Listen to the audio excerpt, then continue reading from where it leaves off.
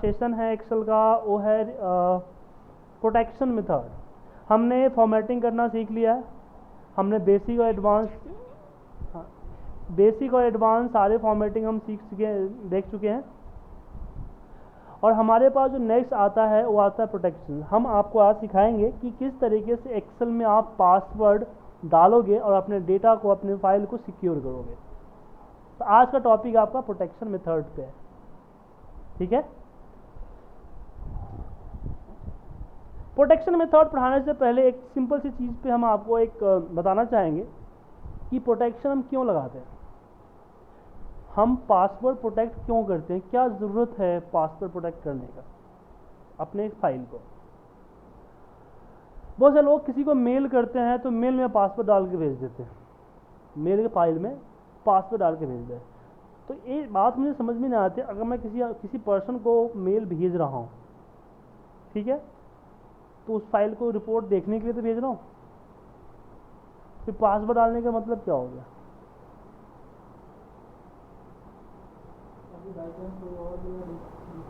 Simple सी बात है, उसकी मेल कोई हैक कैसे कर लेगा, उसकी मेल कोई और कैसे देख लेगा। कंपनीज में नहीं, कंपनी के अंदर में पीसी सिक्योर होते हैं, किसी और के पीसी कोई लॉगिन तो नहीं कर सकता ना, सारा डोमेन बेस्ड होता है क्या। तो अगर किसी का मेल हैक करा उससे पहले उसका पीसी हैक करेगा, वो आउटलुक की तरह चलता है, इजली तो नहीं कर पाएगा ना। अगर वो किसी को आगे फॉरवर्ड करेगा तो जानबूझ के करेगा। तो रीजन क्या है फाइल प्रोटेक्टेड भेजने का। हम किसी को फाइल भेज रहे हैं तो हम उसको देखने के लिए तो भेज रहे हैं, भैया रिपोर्ट को देखे, फिर उसे हम पासवर्ड डाल के भेज देते हैं। हम पासवर्ड इसलिए डालते हैं ना कोई देख ना सके, मेरे अलावा कोई ना देख सके, इसी तो पासवर्ड डालते हैं। अगर मुझे किसी को दिखाना ही है फिर भी हम पासवर्ड प्रोटेक्टेड भेज रहे हैं उसको।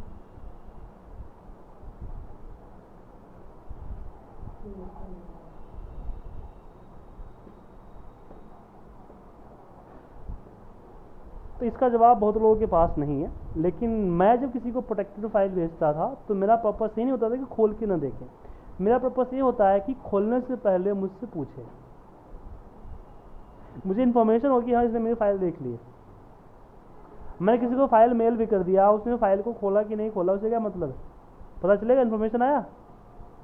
मैंने 10 लोगों को अपनी रिपोर्ट मेल की, क्रिटिकल रिपोर्ट, इंपॉर्टेंट रिपोर्ट मैंने सबको मेल कर दिया, सबको फ़ोन करके बोल दिया सर आपने रिपोर्ट प्लीज़, मेरी रिपोर्ट इंपॉर्टेंट है आप देख लेना। सब लोग हाँ देख लेंगे, ठीक है। अब कितने लोगों ने देखा है, ये फीडबैक कहाँ से आएगा।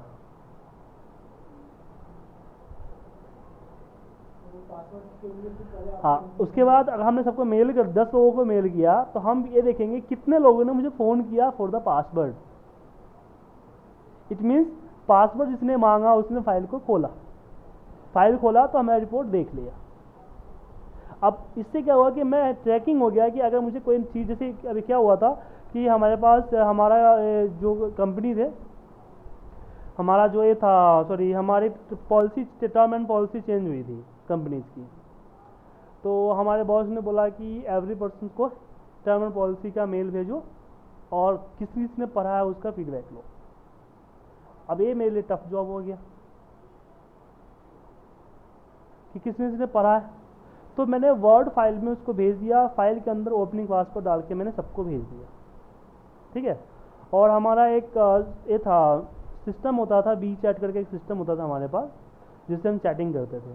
तो मैंने बोल दिया था कि फॉर द पासवर्ड आप मुझे चैट करो, और उस चैट का पूरा डेटाबेस स्टोर होता था कि हमने चैटिंग से क्या बात किया, तो पूरा डेटाबेस स्टोर होता था, ठीक है।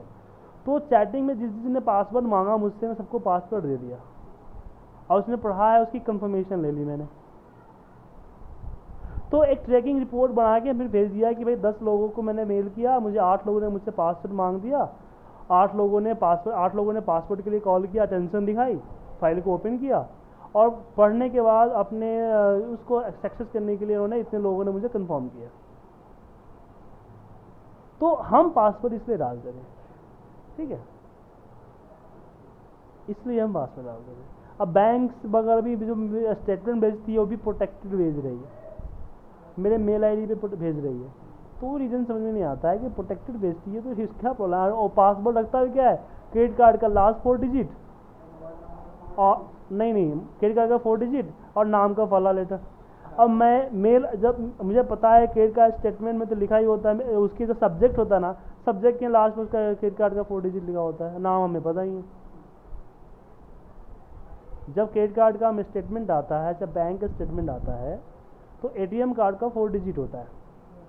जब स्टेटमेंट आता है तो लिखा होता है कि monthly statement of 4736 XXXX, last का 3745। अब पासवर्ड क्या होता है, लास्ट के 4 डिजिट एंड आपका नाम का 4 लेटर, तो पासवर्ड तो बन ही गया। तो ये छोटी छोटी चीज़ें हैं, लेकिन हर चीज़ का अपने हिसाब से यूज कर सकते हो आप। तो आज मैं आपको फाइल में पासवर्ड डालना नहीं सिखाऊंगा, प्रोटेक्शन का एक एक चीज़ मैं आपको आज बताऊंगा, ठीक है।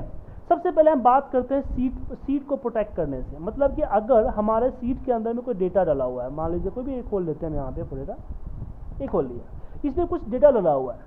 अब ये डेटा है, इसमें कुछ चीज़ें डेटा है, मैं चाहता हूँ कि इस डेटा को कोई भी छेड़छाड़ ना कर सके, जस्ट देख सके, इसमें किसी तरह का चेंजिंग ना कर सके।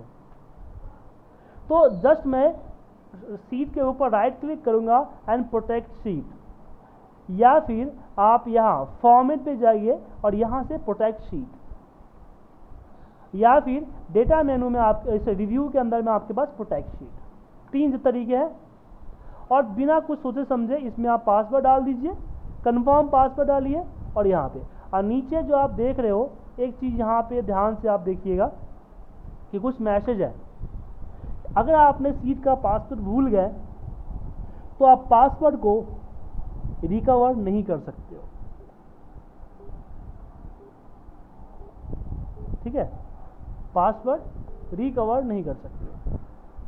इसलिए अगर आपने ऑफिस के डेटा में पासवर्ड डालते हो, क्या हुआ सर, आप लेफ्ट क्यों हो गए? सर मुझे नहीं आया। क्या नहीं आया? सर क्या क्या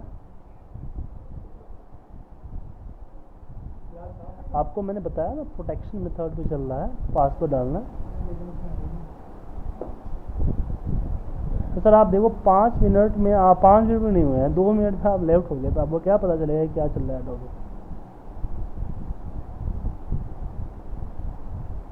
आप पूरे क्लास लो ना, पूरी क्लास लो, आपको कुछ नहीं पता है, 5% ही नहीं पता है, समझ गए ना।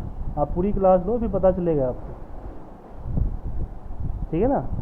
एक कहावत नहीं है, नेवर जज book cover the front of the page. किसी बुक को आप पहली फ्रंट ऑफ पेज से बुक जज नहीं कर सकते, बुक खराब है अच्छा है, समझिए ना। आप ज्वाइन करो दोबारा, ठीक है। मीटिंग आईडी आपके मेल आईडी पे गई हुई है, ठीक है। तो यहाँ पे हम इसको ओके कर देते हैं, पासवर्ड डाल देते हैं। ध्यान रखिएगा कि आपका पासवर्ड जो है रिकवर नहीं होता है। आपने पासवर्ड लॉस किया तो आपका पासवर्ड रिकवर नहीं होगा, रिकवर फैसिलिटी नहीं है। रिकवर फैसिलिटी नहीं है, इसका रीज़न क्या है? अगर रिकवर करने का फैसिलिटी, क्योंकि इसके अंदर कोई डेटाबेस, कोई प्रोटेक्शन मेथड तो है ये नहीं है। सिक्योरिटी सिस्टम तो हायर सिक्योरिटी सिस्टम जैसे कि वेब सर्विस वगैरह में होता है, जैसे मेल आईडी सिक्योरिटी क्वेश्चन, ऐसे सिस्टम इसमें नहीं है। अगर नॉर्मल रिकवर होगा तो कोई भी रिकवर कर लेगा, फिर प्रोटेक्शन का मतलब क्या होगा? सिंपल है ना। मान लो कि ऐसा ताला अपने घर में मार हो जो किसी भी चाबी से खुल जाए, तो फायदा क्या, वो ताला मारने का, ठीक है ना। लेकिन आपको अगर इन केस इन फ्यूचर में कभी ऐसी प्रॉब्लम होती है कि आपका सिक्योरिटी मतलब कि भूल गया हो पासवर्ड, तो बहुत सारे एड-इन्स आते हैं जिससे आप इसकी लॉक को तोड़ सकते हो, ठीक है। लेकिन उसकी भी गारंटी नहीं है कि टूटेगी, ठीक है ना। तो यहाँ पे हम किसी तरह के चेंजिंग नहीं कर सकते। अब एक प्रॉब्लम आता है कि मैं डेटा को कॉपी तो कर सकता हूँ,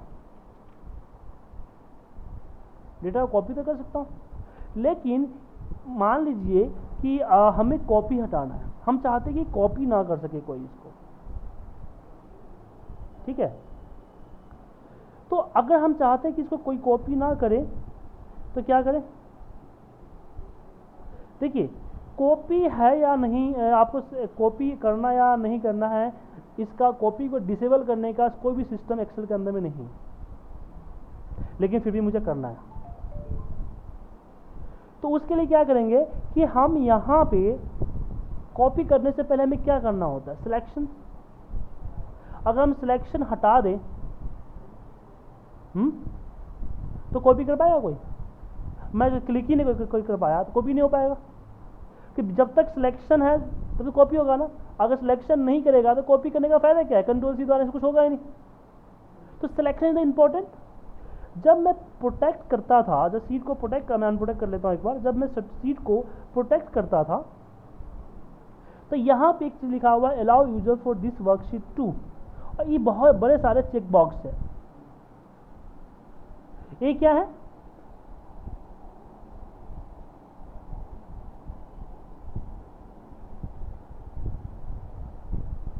ये क्या है आपका, कि यहाँ पे जो चेक बॉक्स दिए गए हैं ये सारे ये है कि अलाउ आफ्टर द प्रोटेक्शन, आप अपने यूजर को क्या क्या अलाउ कर रहे हो, वो चीजें हैं आपको।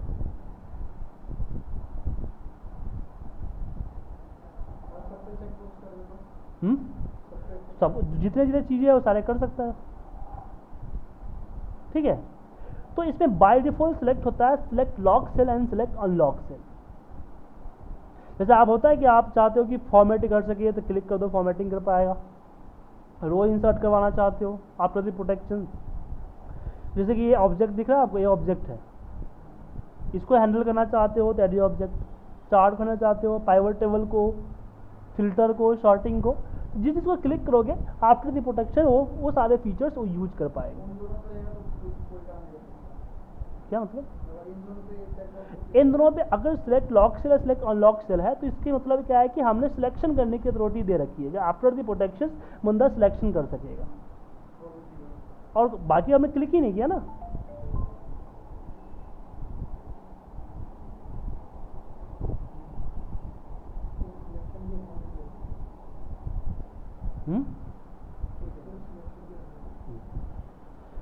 अब इसमें लॉक सेल क्या अनलॉक सेल क्या, इसके बारे में फिलहाल हमें पता नहीं है, बाद में जानेंगे। लेकिन इतना पता है कि बंदा इसको सिलेक्ट कर सकता है, और हमें कॉपी हटाना है तो सिलेक्शन मेथड यहाँ से अनचेक करके ओके कर देते पासवर्ड डाल के। तो ये क्या होगा कि मैं अब इस पर क्लिक नहीं कर सकता, ठीक है ना, ना क्लिक करेगा ना कॉपी कर पाएगा। मतलब कि हमें पासवर्ड तो डाल दिया लेकिन इस पर्टिकुलर एरिया का कोई कॉपी नहीं कर सकता है,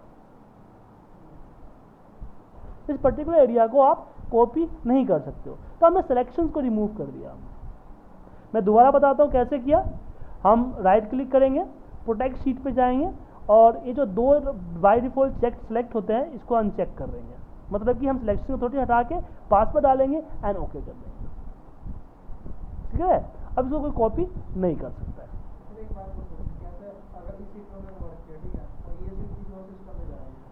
वहाँ भी, हाँ वहाँ भी किसी को फाइल भेजेगा ये प्रोटेक्शन लग के जाएगा, क्योंकि ये प्रोटेक्शन इस फाइल के प्रॉपर्टी में सेव हो रहा है, ठीक है ना। कहीं भी जाएगा ये अपना काम करेगा। फाइल के अंदर जो भी आप करते हो ना किसी भी सिस्टम में वो सारे परफॉर्म करते हैं।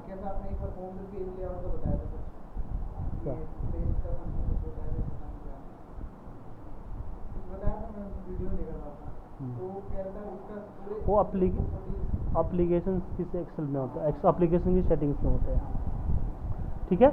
अब यहाँ पे आगे बढ़ते हैं। अब मैं चाहता हूँ कि मैं अपना सिर्फ एक पर्टिकुलर एरिया, जो मैं एक पर्टिकुलर एरिया है, इस पर्टिकुलर एरिया को प्रोटेक्शन से बाहर रखना चाहता हूँ।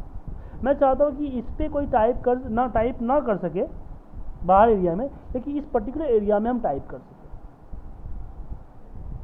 क्लियर है? अब बारी करते हैं, अब आती है समझने की बारी select lock cell and select unlock cell.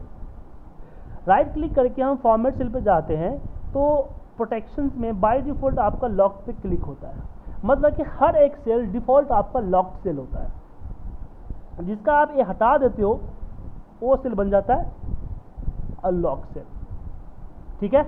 जैसे कि मैंने इस पूरे कलर एरिया का राइट क्लिक करके हमने इसको अनलॉक कर दिया, लॉक को अनचेक करके इसको अनलॉक कर दिया, ठीक है। अब जब हम पासवर्ड, अभी क्या हो गया कि पूरा सीट हमारा लॉक्ड है, सिर्फ इतना एरिया अनलॉक्ड है।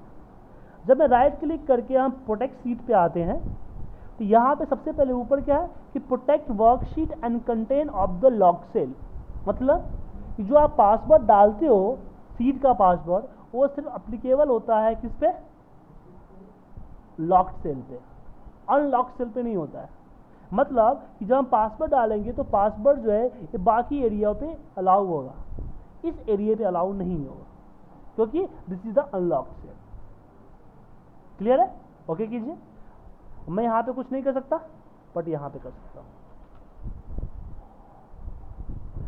अब इसी का मुझे अपोजिट करना है। मैं चाहता हूँ कि मेरा इतना एरिया पे कोई काम ना कर सके, बाकी पूरे सीट पे कर सके।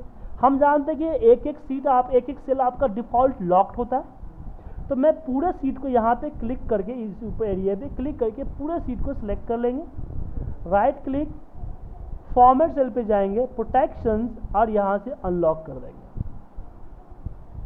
ठीक है, अनलॉक एंड ओके। अभी क्या है कि पूरा का पूरा एक एक से अनलॉक हो गया। पासवर्ड डालने पूरे सीट पे कहीं भी कॉल होगा, तो पासवर्ड डालने से पहले अगेन मैं इस कलर एरिया को सिलेक्ट करूंगा और इसमें लॉक्ड वापस अप्लाई कर दूंगा। अभी क्या हुआ कि बाकी पूरा एरिया मेरा अनलॉक्ड है सिवाय इनके। अगर मैं पासवर्ड अप्लाई करता हूं तो क्या होगा कि यहां पे टाइप होगा, इसमें नहीं होगा।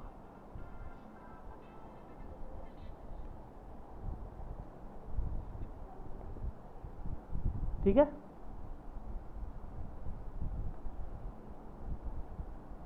कोई डाउट इसमें? अब आगे बढ़े इसमें। अब एक चीज और करना चाहते हैं, जैसे कि मैंने यहाँ पे नेम लिखा, मैं एक फॉर्म बना रहा हूँ। ठीक है, ये आगे चले काम आएगा आपको, जब वीबीए मैक्रो वगैरह सीखोगे ना, तो ये मेथड वहाँ पे आपको जरूरत पड़ती है। मैं चाहता हूं कि जब मैं इन तीनों के अलावा कहीं और टाइप ना कर सकूं, और साथ में जब मैं यहां से एंटर मारूं तो कर्सर नीचे नहीं, डायरेक्ट यहां पे आना चाहिए। फिर एंटर मारो तो यहां, जैसे एक फॉर्म पे होता है टैब एंटर मारते हो तो नेक्स्ट टेक्स्ट बॉक्स पे चला जाता है। मतलब कि आपको जहां जहां टाइप करना है आपका सिलेक्शन भी वहीं हो और आपका टाइपिंग भी वहीं पे हो। सबसे पहले टाइपिंग के लिए क्या करना पड़ेगा, इसको अनलॉक करना पड़ेगा ना। तो मैं कंट्रोल दबा के तीनों सेलेक्ट कर लिया, then right click, format cell, और इसको अनलॉक कर दिया, देन ओके। ठीक है, अभी क्या है कि यहाँ पे मतलब कि यहाँ अनलॉक्ड है, बाकी आपका लॉक्ड है, मतलब कि इन तीनों के अलावा कहीं आप टाइप नहीं कर सकते हो। अब पासवर्ड डालते समय हमने सिलेक्शन हटाने के लिए क्या किया था, ये दोनों हटा दिया था, मतलब select lock cell and select unlock cell. हम इस पे क्या करते हैं कि सिर्फ लॉक सेल की सिलेक्शन हटाते हैं, अनलॉक सेल की नहीं हटाते हैं। अनलॉक सेल कौन सा है, ये 3 है, मतलब कि इन 3 पे ही सिलेक्शन होगा, इससे बाहर कहीं सिलेक्शन नहीं होगा, देन ओके। अब मैं यहाँ पे एंटर मारूंगा तो इन तीनों के अलावा कहीं और आपका कर्सर नहीं जाएगा और आपकी टाइपिंग भी इन तीनों की जगह पे ही होगी, इसके अलावा कहीं और नहीं होगा। क्लियर है? इसका यूज एक और भी कर सकते हो, जैसे टाइपिंग वगैरह पे, से मान लीजिए कुछ टाइपिंग कर रहा हूँ मैंने, मान लीजिए डेट, यहाँ पे डेट लिखा हमने, यहाँ पे हमने प्रोडक्ट लिखा, मान लीजिए क्वांटिटी है, एमआरपी है, अमाउंट, टैक्स एंड टोटल। ठीक है, उसके बाद एरिया, जोन। ठीक है, अभी क्या है कि आपका जो अमाउंट है वो मल्टीप्लाई है क्वांटिटी एंड एमआरपी का, टैक्स है अमाउंट का 12%, 12.366%। ठीक है, और टोटल है अमाउंट प्लस टैक्स। मतलब कि ये 3 चीज जो है आपका, ऐसे 3 ज़्यादा भी हो सकता है, ये आपका बाय फॉर्मूला आता है। जैसे आप टाइप करते हो, जैसे मैं डेट टाइप यहाँ पे टाइप किया, आज का डेट डालता हूँ, प्रोडक्ट मान लीजिए मैंने डाल दिया TFT, क्वांटिटी 10, एमआरपी मैंने डाल दिया 3000। अब मैं जब टैब या एरो मारूंगा तो अगली सेल पे जाएगा। अब ये 3 पे मुझे टाइप नहीं करना है, मुझे अगला एरिया जोन पे टाइप करना है, तो मुझे 3 सेल को यहाँ से बढ़ने पड़ते हैं, मतलब कि मेरा हर टाइपिंग में 3 सेकंड बर्बाद हो रहा है। ठीक है, और फिर यहाँ पे मैं एरिया साउथ डाल देता हूँ।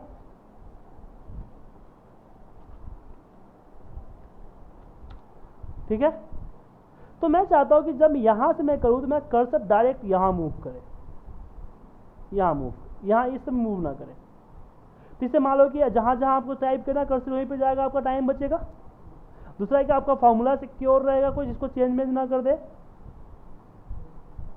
तो उस केस में क्या कीजिए, पूरे को सिलेक्ट कीजिए, राइट क्लिक, फॉर्मेट सेल, और इसको लॉक्ड को हटा दीजिए। जहाँ जहाँ फॉर्मूला है वहाँ पे आइए और वापस फॉर्मेट सेल में इसको लॉक्ड हटा दीजिए, लगा दीजिए, सॉरी लॉक्ड लगा दिया हमने। देन जब हम प्रोटेक्शन डालेंगे, प्रोटेक्ट शीट करेंगे और लॉक्ड को हटा देंगे। मैं पासवर्ड नहीं डाल रहा हूँ, आपको डाल लीजिए क्योंकि मैं पासवर्ड भूल जाता हूँ, ये आदत नहीं डालने की।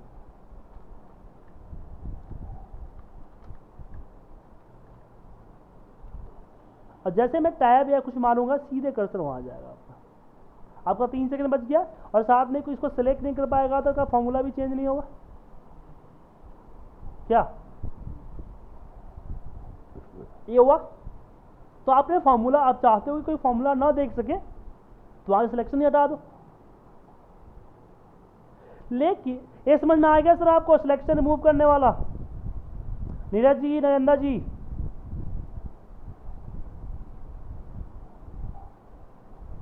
सर को डाउट?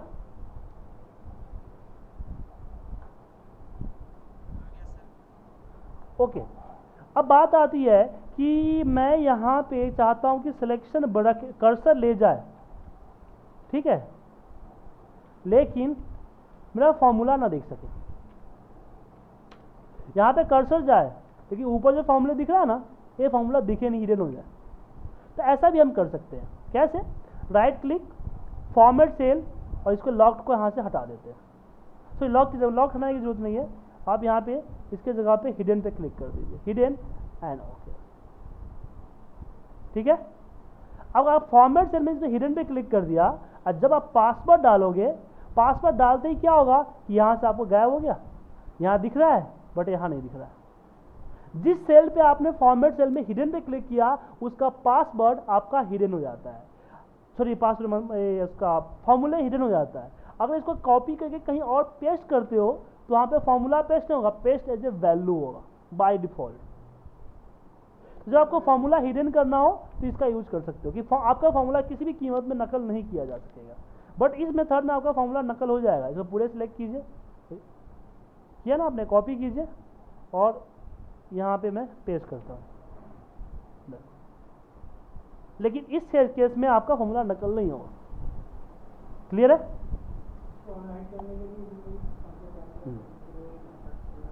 ठीक है। अब मैं चाहता हूं कि मेरा सीट को कोई डिलीट ना कर सके, ना इंसर्ट कर सके।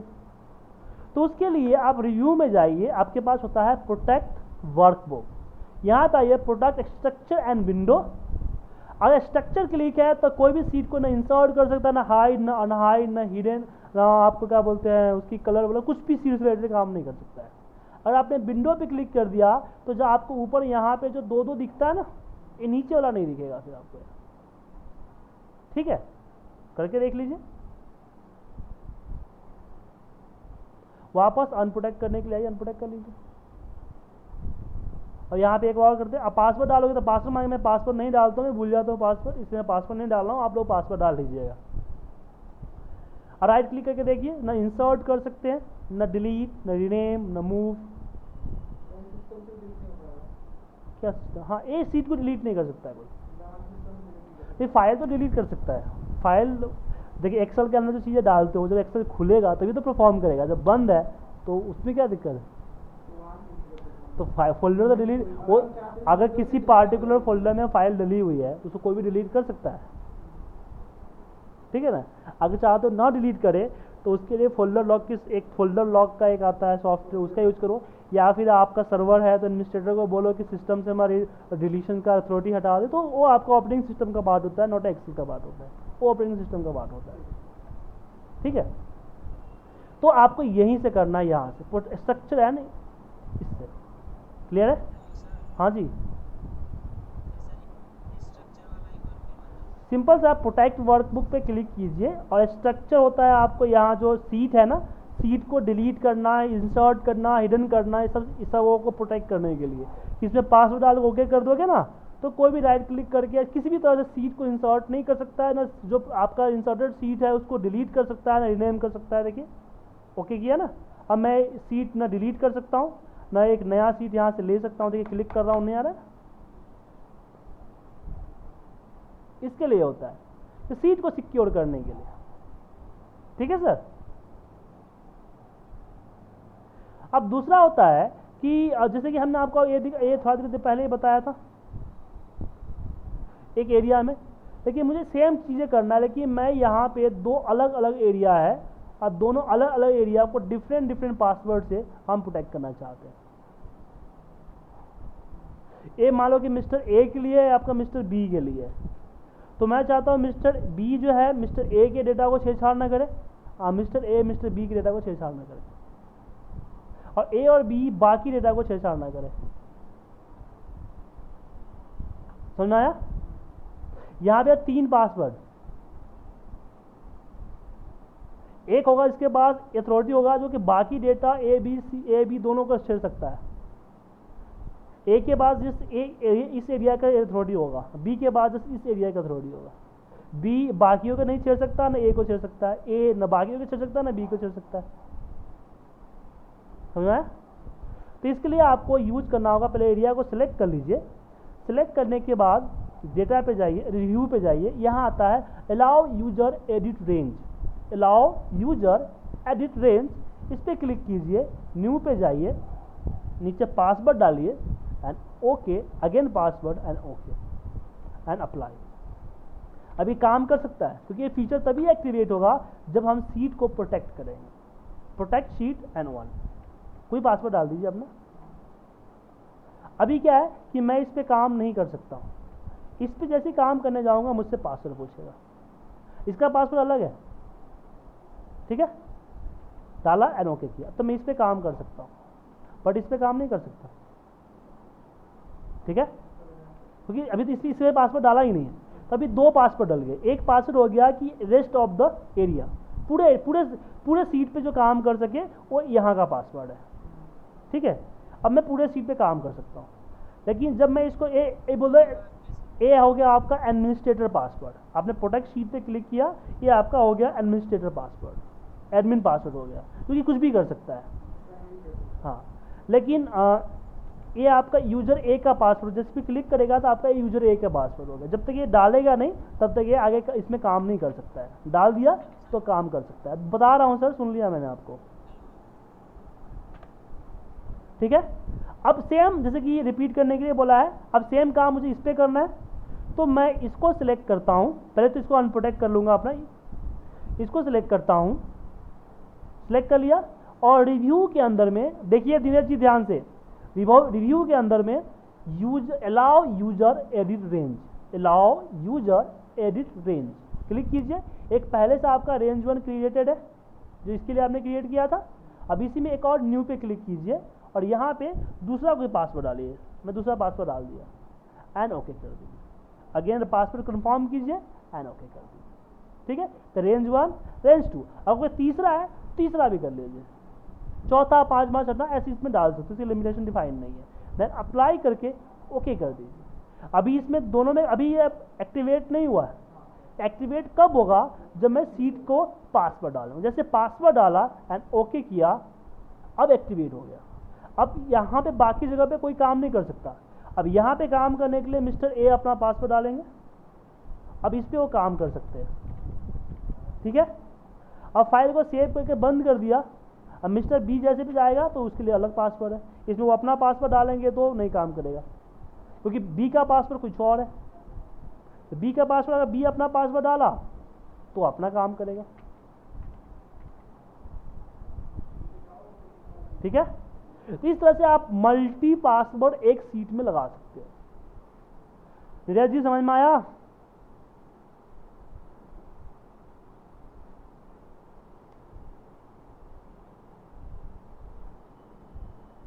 नीरज जी कोई डाउट?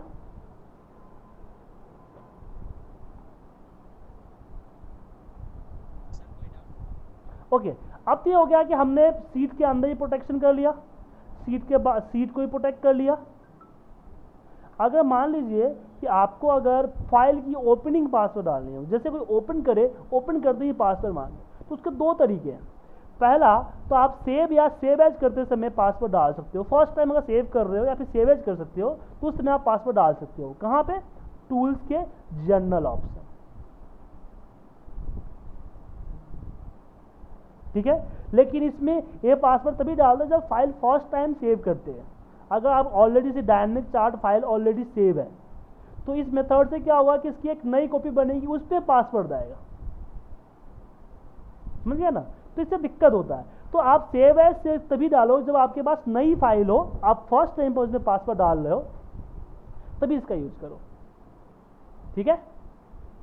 अगर ऑलरेडी क्रिएटेड पासवर्ड है तो उसके लिए यहाँ मैंने जैसे डायनेमिक चार्ट है, इसकी मैं सेव एज करके नकल नहीं बनाना चाहता, एक कॉपी नहीं बनाना चाहता, मैं इसी में पासवर्ड लगाना चाहता हूँ बिना कॉपी बनाया हुआ है। तो आप ऑफिस बटन पे जाएं, यहाँ ऑफिस बटन में यहीं पे आपको आता है प्रिपेयर, ठीक है। प्रिपेयर के अंदर में आपको आता है एनक्रिप्ट डॉक्यूमेंट, एनक्रिप्ट डॉक्यूमेंट, इसमें पासवर्ड डाल दें, ये आपका ओपनिंग पासवर्ड डल जाएगा। इसके बगैर फाइल ओपन ही नहीं होगा। हाँ, अगर आपके पास 2010 या 2013 का विंडो है तो उसका लोकेशन अलग होगा। मैं 2013 ओपन करके बताता हूँ आपको।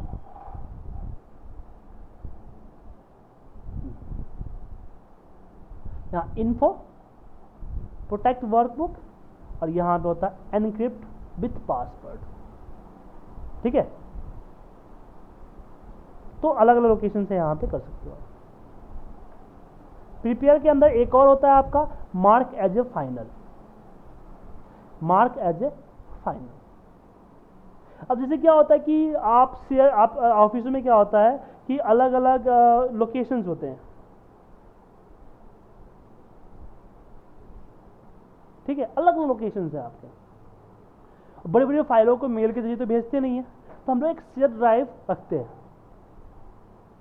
जो कि वो भी जैसे सिस्टम के डी ड्राइव कैसे होता है, ऐसे एक ड्राइव सर्वर ड्राइव होता है, ठीक है। तो हम अपनी रिपोर्ट उसमें जाके पेस्ट कर देते हैं, ठीक है। तो क्या होता है जैसे एक आदमी डेटा पेस्ट करता है, उस पर रिपोर्ट बनना स्टार्ट होता है, तो उस एक रिपोर्ट को 2-3 बंदे बनाते हैं। अब दूसरे बंदे एक बंदा अपना काम खत्म करता है तो दूसरा बंदा उस काम को स्टार्ट करता है। तो एक पहला बंदा जब वेट करता है कि दूसरा बंदा वेट करता है कि पहला बंदा जब तक काम करेगा और मुझे कंफर्म करेगा देन मैं आगे काम करूंगा। अब पहले वाले बंदों ने क्या किया, उसने फाइल रिपोर्ट बना के फिक्स करके रख दिया, उसको फ़ोन किया, उसका फ़ोन बिजी था या उसका मेल नहीं पढ़ पाया, कुछ भी ऐसे रीज़न हो सकता है, उसको इन्फॉर्मेशन नहीं मिली कि मेरा फाइल बना के नहीं मिला, वो बंदा वेट करता रह गया। तो उस केस में क्या करते थे हम लोग कि मार्क एज ए फाइनल पे क्लिक कर देते थे, ठीक है। मार्क एज ए फाइनल पे क्या होता था कि एक तो फाइल रीड ओनली मोड में चला जाता था, ठीक है, रीड ओनली, और दूसरा कि वो फाइल पे जैसे जो ओपन करता था रीड ओनली मोड में होता था, और प्रिपेयर में जाकर देखता था कि mark as a final highlighted है, हाईलाइटेड है इसका मतलब कि उसने फाइल को फाइनल कर दिया, समझे। ओके है तो उसने मार्क एज ए फाइनल करके छोड़ दिया फाइल को। सेकेंड बंदा खोल के देखेगा कि मार्क एज ए फाइनल है, चेक करेगा कि हाँ mark as a final highlighted है, इससे मतलब कि हमारा फाइल रेडी है, आगे काम कर सकते हैं। इसको अनचेक करके और नॉर्मल मोड में ले आएगा, अपना आगे काम कर लेगा, फिर आगे ना जब काम, हाँ इसके फाइल को सेव करना पड़ता है, ठीक है ना। जब मार्क एज फाइनल करोगे ना तो ये पूछेगा आपको वर्कबुक को आप सेव करना पड़ेगा, ठीक है। मैं फाइल को सेव नहीं करना चाहता क्योंकि फिर प्रोटेक्शन वगैरह लगा हुआ है ना, पासवर्ड वगैरह लगा हुआ है इसमें, ठीक है। नहीं मैं बेसिकली डायनेमिक चार्ट का टॉपिक है ना, ये बच्चों का टॉपिक है, मुझे मेल करना पड़ जाता है। अब प्रोटेक्टेड अगर मैं सेव कर दूँगा प्रोटेक्टेड सेव हो जाएगा ना, तो फिर वो बंदा अगर दोबारा फाइल मांगेगा तो फिर मैं उसको दूंगा तो गलत हो जाएगा। मैं दिखा देता हूँ अगर आप चाहते हो तो, जैसे ये फाइल है ना बुक 1, मैं इसी को कर देता हूँ prepare mark as final, yes, और मैं इसको सेव कर देता हूँ, यहाँ रीड ओनली मोड में आ गया, और यहाँ देखिए वहाँ का जो फाइनल आपका हाईलाइट है ना,